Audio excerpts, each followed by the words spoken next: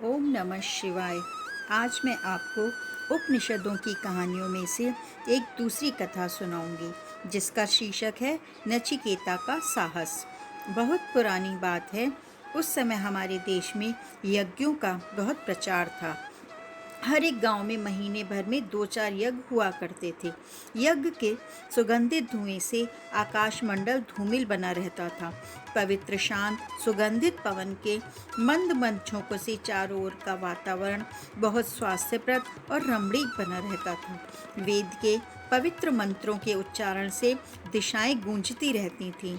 लोगों के दिन आनंद और मस्ती में क्षण के समान बीतते थे। न किसी को खाने पीने की कमी रहती थी और न शत्रुओं का भय। सभी लोग सत्य बोलते थे, जीव मात्र के लिए मन में उपकार की भावना रखते थे। किसी छल छिद्र का उन्हें कोई पता नहीं रहता था। ऐसे पवित्र सत्य युग में महर्षि गौतम के वंश में बाजश्रवा के पुत्र उद्यालक नाम के एक महात्मा ऋषि हुए थे। उद्यालक की गृहस्थी बहुत बड़ी तो नहीं थी, पर गायों का एक बहुत बड़ा झुंड उनके पास अवश्य था। वेद अभ्यास में निरत एक तपस्वी ब्राह्मण के लिए उस समय वह बहुत बड़ी संपत्ति थी। जब उद्यालक वृद्ध हो चले तो एक दिन उनके मन में ये विचार आया कि सारी उम्र बीतती जा रही है, अभी तक मैंने कोई बड़ा यज्ञ नहीं किया। इन छोटे छोटे यज्ञों से क्या मोक्ष की प्राप्ति हो सकती है? ये धन संपत्ति और किस काम आएगी? इसके रखने से भी तो शांति नहीं मिलती, संतोष नहीं होता। अच्छा होगा कि सर्वमेध यज्ञ करके गृहस्थी का सारा झंझट बहुत कुछ कम कर दिया जाए। इस तरह बहुत कुछ सोचने विचारने के बाद उद्यालक ने सर्वमेध यज्ञ करने का विचार पक्का किया। सर्वमेध यज्ञ कोई मामूली यज्ञ नहीं था, उसे बड़े बड़े राजा लोग करते थे। उसमें यजमान को अपना सब कुछ दक्षिणा में दान कर देना पड़ता था। उसके लिए शास्त्रों में कहा गया है कि जो सच्चे भाव से सर्वमेध यज्ञ करता है, वह मृत्यु को जीत लेता है और संसार के सभी दुखों से सदा के लिए छुटकारा पा जाता है। उद्यालक का सर्वमेध यज्ञ प्रारंभ हो गया। देश के कोने कोने से बड़े बड़े विद्वान, पंडित और महात्मा लोग आकर उस यज्ञ में सम्मिलित हुए। उस यज्ञ में उद्यालक ने सचमुच अपनी सारी गृहस्थी समाप्त कर दी। पूर्ण आहुति का पुण्य दिन आया। वेदों के पवित्र मंत्रों का उच्चारण करते हुए पंडितों ने आकाश मंडल को गुंजा दिया। यज्ञ धूम की चंचल सुगंधित लहरें क्षितिज तक व्याप्त हो गईं। पुण्य आत्मा उद्यालक ने मांगलिक गीतों और वाद्यों की आकाश भेदी ध्वनियों के बीच में नारियल की अंतिम आहुति यज्ञ कुंड में समर्पित की और चारों ओर से उनका जय जयकार होने लगा। अब पुरोधा पंडितों तथा आगत महात्माओं को दक्षिणा देने की बेला आई। गायों को छोड़कर उद्यालक के पास कोई वस्तु शेष नहीं थी, अतः वे उनमें एक एक गाय दक्षिणा के रूप में देने लगे। अपनी गायों का दान करते समय उद्यालक की पवित्र आत्मा भी सर्वस्व त्याग की कठोरता से कांप उठी। यह मनी मन सोचने लगे, सब गायें दे डालने पर जीविका कैसे चलेगी? बेटा भी अभी छोटा है, क्या खाएगा? मेरा वृद्ध शरीर भी अब इस योग्य नहीं रहा कि परिश्रम करके प्रतिदिन की जीविका पैदा कर सकूं। ये सचमुच विचलित हो गए। लोभ की इस क्षीण काली रेखा ने धीरे धीरे उनके निर्मल हृदय में घना रूप बना लिया। उन्होंने गायों के समूह की ओर दृष्टि डाली। देखा तो जितने पंडित अभी शेष थे, उससे अधिक गायें बचती थीं, मगर उनमें से बहुतेरी बुढ़ी हो चुकी थीं। परंतु वे कुश और अक्षत को नीचे रखकर गायों के समूह की ओर चले गए। वहां कपट से विचलित होकर अच्छी अच्छी गायों को पीछे की ओर छोड़कर बुढ़ी और अधेड़ गायों को आगे की ओर हाँक लाए और उन्हीं में से एक एक करके पंडितों को दक्षिणा में देने लगे। उनकी इस चालाकी का पता किसी को कानो कान नहीं लगा, पर उनका बेटा नचिकेता, जिसकी उम्र अभी 10-12 साल से कम ही थी, ये सब चुपचाप देख रहा था। नचिकेता का निष्पाप कोमल हृदय पिता की इस काली करतूत पर कांप उठा। उसने देखा कि महीनों तक अनवरत परिश्रम करने वाले पुरोहितों और पंडितों को ऐसी ऐसी गाय दी जा रही हैं जो एकदम बूढ़ी हो चली हैं, ना उससे बछड़े की कोई आशा है ना दूध की। यहाँ तक कि उनमें से कुछ इतनी जर्जर हो गई हैं जो ना कुछ खा सकती हैं और ना अधिक पानी ही पी सकती हैं। इस जीवन मृत गौ को दान में देकर पिताजी पंडितों के साथ कितना विश्वासघात कर रहे हैं, ये सोचकर वह बहुत ही दुखी हुआ। उसने पीछे की ओर देखा तो बड़ी अच्छी अच्छी गायें चर रही थीं और उद्यालक उनकी ओर तनिक भी ध्यान न देकर इन जर्जरित गायों को चुपचाप दान करते जा रहे थे।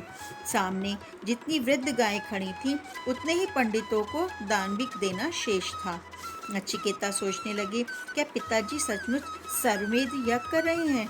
नहीं नहीं, ये पाप मेध है, कपट मेध है और सर्वमेध नहीं। शायद पिताजी मेरे लिए इनको रख छोड़ते होंगे। हाँ, मगर उन्हें ऐसा नहीं करना चाहिए। यज्ञ नारायण के साथ कपट करके वे मेरा कल्याण किस प्रकार कर सकते हैं? इस प्रकार के कपट व्यापार से बचाई गई ये गायें मेरा भी सत्यानाश कर देंगी। पंडितों का मूक अभिशाप हमारे परिवार का भीषण विनाश कर देगा। पिताजी गिर रहे हैं, इनको बचाना या ठीक रास्ते पर लाना मेरा कर्तव्य होता है। मुझे ऐसे अवसर पर चुप नहीं रहना चाहिए। विचारों की इस प्रखर प्रवाह में बहकर नचिकेता पिता के समीप गए और हाथ जोड़कर बोले, तात, ये तो सर्वमेध यज्ञ है ना? उद्दालक का मुख भीतरी पाप की काली छाया से उस समय मलिन पड़ रहा था। भ्रम, वर्चस्व एवं सर्वस्व त्याग की वह आभा जो अभी तक उनके उन्नत ललाट में दीप शिखा की समान जल रही थी, राख सी काली पड़ गई थी। पुत्र की सुमधुर विनीत वाणी में सर्वमेध नाम सुनकर वे भीतर से और भी कांप उठे, परंतु चुप कैसे रह सकते थे। मुख पर मुस्कुराहट की बनावटी रेखा बनाते हुए बोले, हाँ बस, ये सर्वमेध यज्ञ है, बात क्या है? उद्दालक तुतलाते तो नहीं थे, पर पाप तो सिर पर चढ़कर बोलता है। अपनी दुष्कृति पर वह फिर से कांप उठे, पर पाप तो उन्हें अपने पथ पर बहुत दूर तक खींच चुका था। वहां से लौटना उद्यालक जैसे के लिए भी आसान काम नहीं रह गया था। नचिकेता चुप बना रहा, फिर आगे बोलने की उसकी सहसा हिम्मत नहीं पड़ी। यह समझता था कि सर्वमेध का स्मरण दिला देना ही पिताजी के लिए पर्याप्त होगा। यार, उसके पिता ये कैसे समझते कि नचिकेता क्या चाहता है? फिर वह उन्हीं बूढ़ी गायों में से एक गाय लाकर सामने बैठे हुए पुरोहित को दान करने जा रही थी। नचिकेता विवश होकर अनजाने में फिर बोल उठा, मेरे तात, इन सब गायों को देने के बाद मुझे किसे दीजिएगा? आपने तो बताया था ना कि इस यज्ञ में अपना सब कुछ दे दिया जाता है। उद्दालक सिहर उठे। एक अज्ञात भय एवं पाप की भयावनी मूर्ति सी उन्हें दिखाई पड़ी, परंतु वह पाप पथ के पीछे नहीं लौटे। नचिकेता का समाधान करना भी उन्हें उचित नहीं समझा। उन्होंने आंखों को तरेर कर उन्होंने एक उड़ती सी निगाह नचिकेता पर डाली, जिसका तात्पर्य शायद वह था कि यहाँ से चले जाओ, व्यर्थ की बकवास बंद करो। पर नचिकेता वहीं खड़ा रहा।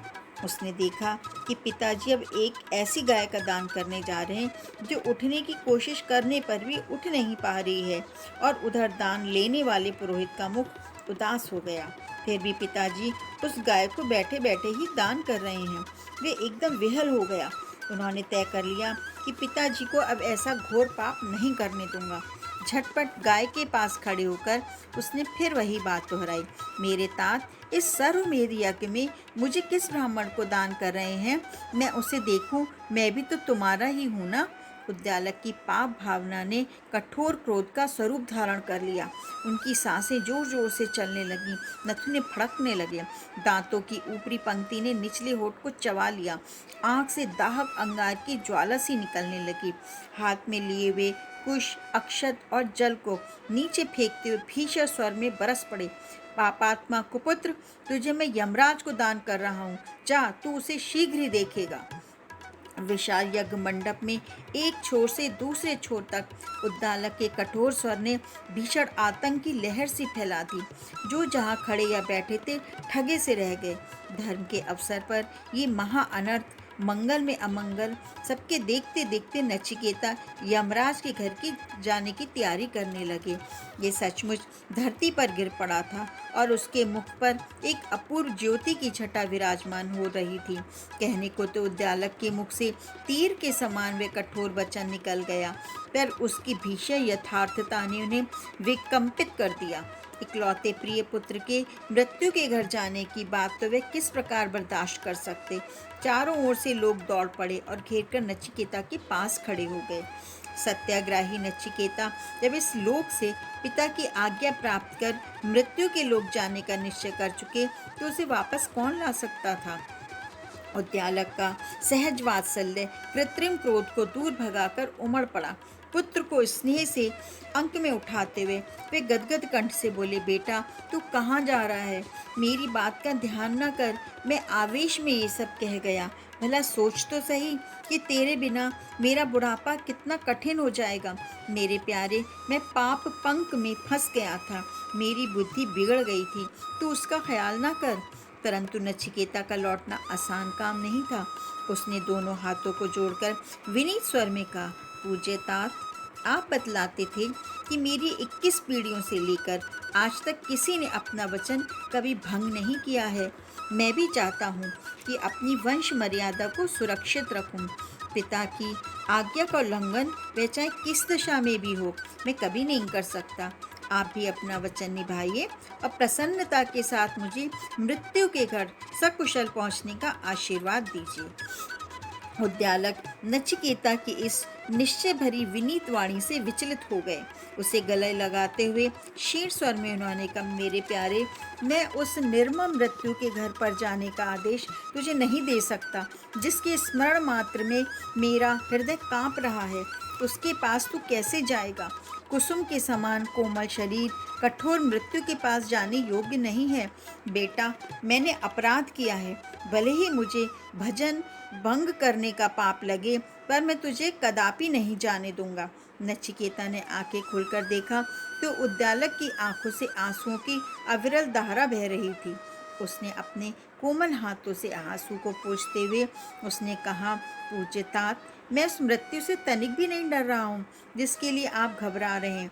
आप मेरी चिंता छोड़ दीजिए और अपने पुण्य कर्मा पूर्वजों का स्मरण कीजिए जिन्होंने प्राण गंवाकर भी अपने वचन रखे हैं। असत्य का व्यवहार स्वार्थी और पापी जन करते हैं, उस असत्य से कोई अमर नहीं होता। मेरी बड़ी इच्छा ये है कि मेरे इस कार्य से आपके और मेरे दो पुरुषों के वचनों की रक्षा हो। मेरी ममता की डोर में बंधकर ही आप इतने विहल हो रहे हैं। मेरे न रहने पर आप अपना सर्वस्व त्याग कर सर्वमेध यज्ञ का महान पुण्य पाएंगे। पुत्र का यही कर्तव्य है कि वे अपना सर्वस्व गंवाकर भी पिता के वचनों का पालन करें, उसकी इच्छा की पूर्ति करें। मेरे तात, मैं इस अपूर्व अवसर को सामने पाकर छोड़ नहीं सकता। मुझे रोककर आप यज्ञ की समाप्ति में विलंब मत लगाइए। सर्वस्व त्याग कर सर्वमेध यज्ञ के इतिहास में अपना अमर यश छोड़ जाइए। पुत्र की दृढ़ निश्चय और प्रेरणा भरी बातें सुनकर उद्यालक में कुछ आगे कहने की हिम्मत नहीं पड़ी।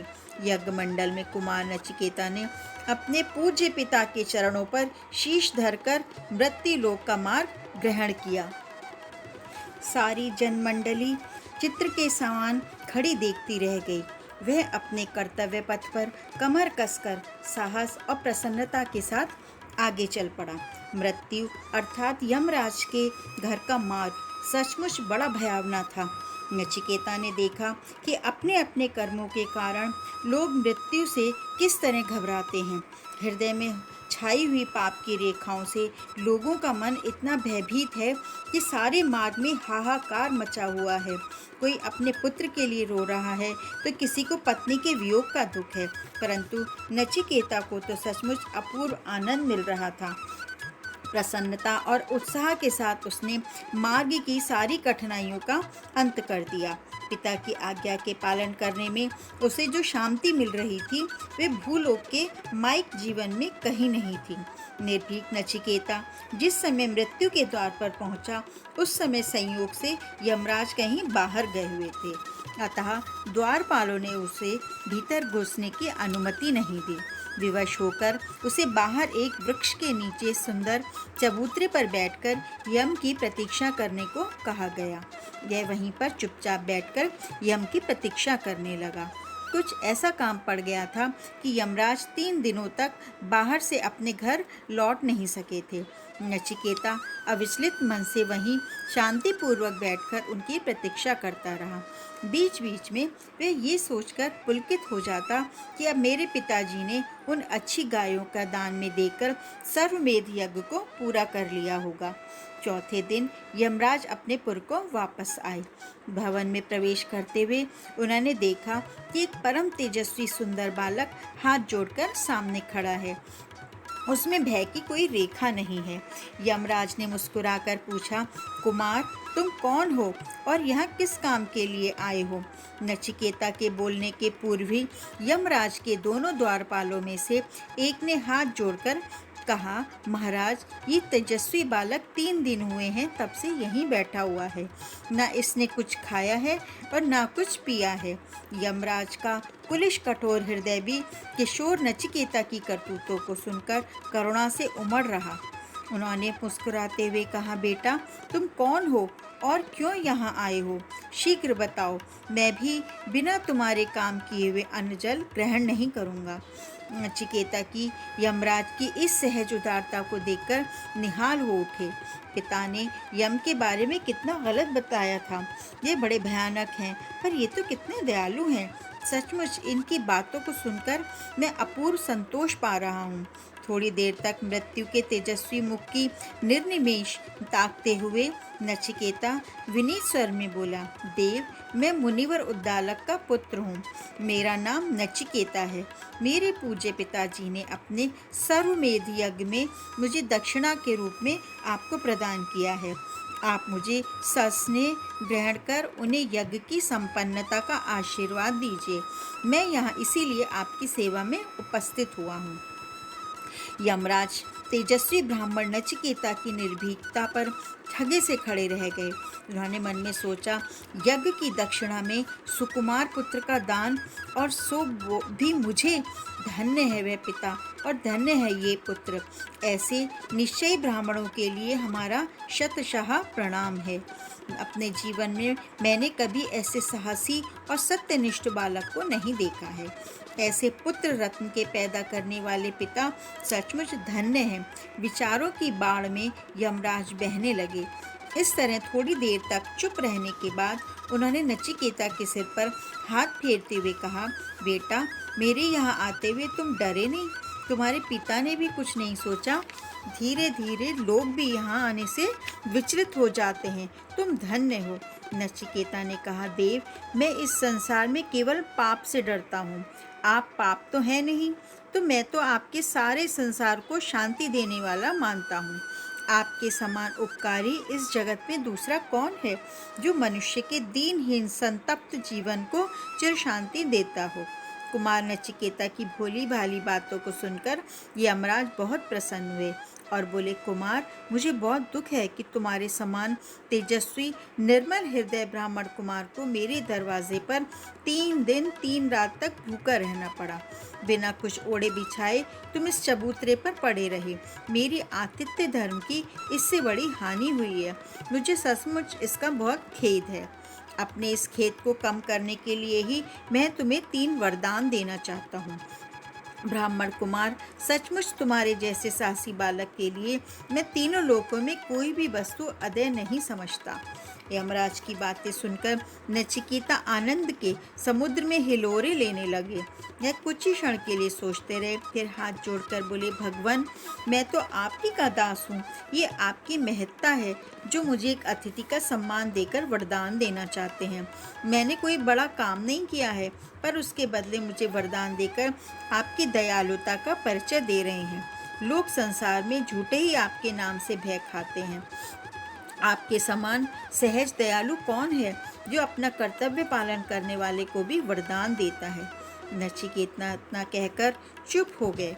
वे सोच रहे थे कि मैंने कोई ऐसा काम नहीं किया है जिसके बदले में वरदान की याचना की जाए। इसी बीच यमराज फिर बोल पड़े, कुमार, तुम संकोच मत करो। बिना तुम्हें वरदान दिए हुए मैं भी अन्न जल तक ग्रहण नहीं कर सकता। नचिकेता विवश हो गए। हाथ जोड़कर विनीत भाव से बोले, भगवान, मैं अपने पूज्य पिता का इकलौता बेटा था। उनकी सेवा के लिए कोई दूसरा प्राणी मेरे घर पर नहीं है। मेरे यहाँ चले आने पर उन्हें अपार कष्ट हो रहे होंगे, क्योंकि उनका शरीर भी शिथिल हो गया है। अतः मुझे पहला वरदान यही दीजिए कि मेरे पिताजी पूर्ण स्वस्थ और निरोग हो जाएं। मेरे विषय में उनकी चिंताएं मिट जाएं और उनका क्रोध मेरे ऊपर से दूर हो जाए। यमराज ने दोनों हाथों को ऊपर उठाते हुए गंभीर स्वर में कहा, ब्राह्मण कुमार, तुम्हारी ये अभिलाषा पूरी हो। तुम्हारे पिता संसार की सब प्रकार की चिंताओं से मुक्त हो जाएं। अब तुम मुझसे दूसरा वरदान मांगो। नचिकेता थोड़ी देर तक मौन रहे, फिर हाथ जोड़कर बोले, देव, मैंने सुना है कि स्वर्ग में बड़ा सुख मिलता है। न वहाँ आपका मृत्यु का भय है और न बुढ़ापे का। भूख और प्यास भी वहाँ किसी को नहीं सताती। आप उस स्वर्ग लोक के प्रमुख अधिकारी हैं, अतः उसे प्राप्त करने की विद्या तो अवश्य ही जानते होंगे। ऐसी कृपा कीजिए कि वह विद्या मुझे भी प्राप्त हो जाए। ये मेरी दूसरी अभिलाषा है। यमराज को आज प्रथम बार स्वर्ग विद्या का सच्चा अधिकारी मिला था, अतः उसे देने में उन्हें अति प्रसन्नता हुई।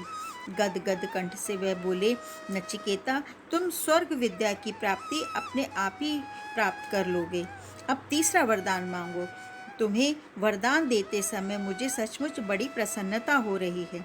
नचिकेता एक ऐसे ब्राह्मण कुमार थे जिसके पिता जीवन की उपासना में ही चला गया था।